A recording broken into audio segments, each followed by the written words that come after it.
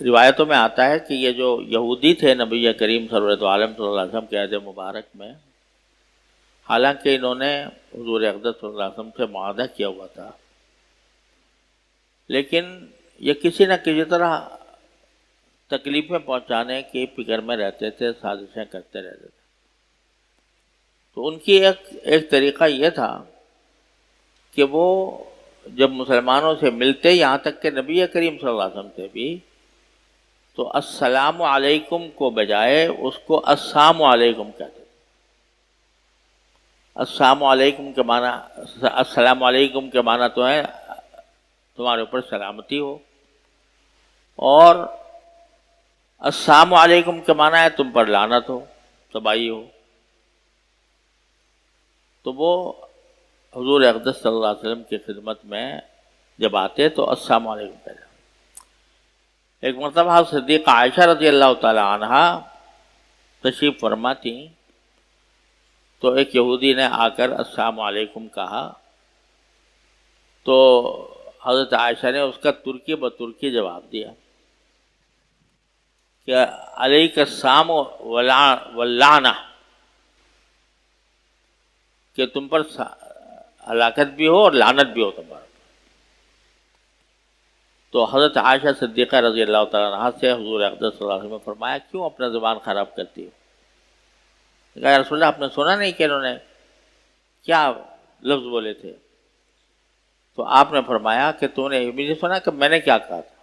انہوں نے جب کہا کہ السلام علیکم، تو میں نے کہا وعلیکم، علیکم علیکم، بس بھئی جو تم میرے پر چاہ رہے ہو وہ تمہاری حق ہے، بس علیکم، نہ سام کا لفظ، نہ لعنت کا لفظ، نہ کچھ۔ اور ایک اور واقعہ حضور نے فرمایا تھا، کب تم نے مجھے پایا کہ میں کوئی ایسے سخت الفاظ استعمال کرتا ہوں؟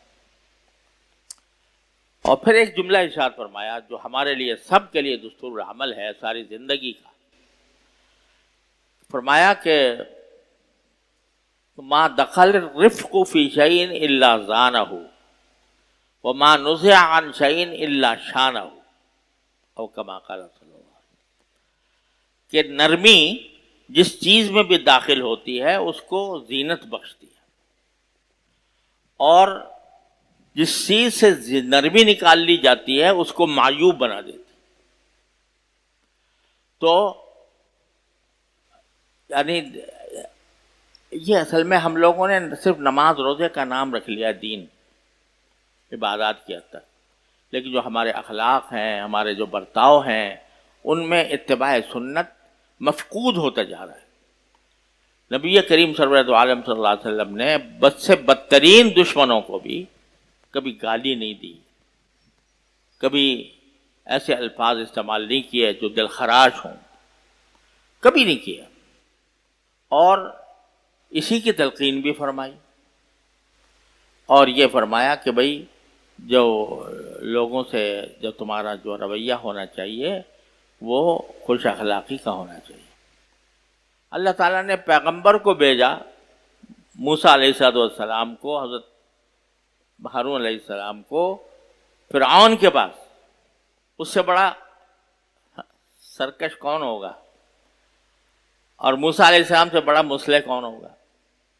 لیکن فرمایا قولا لہ قولا لینا، فرعون سے بھی جا کر نرم بات کرنا۔ لیکن آج ہم لوگ، جہاں یہ تو کفر اسلام کی بات تھی، جہاں کفر و اسلام کی بھی بات نہیں ہے، صرف رائے کا اختلاف ہے۔ سیاست میں رائے کا اختلاف ہوتا ہے عام طور پر، آج کل ہمارے ملک میں کم از کم رائے کا اختلاف ہے۔ ایک شخص اس کو طریقے کو بہتر سمجھتا ہے، دوسرا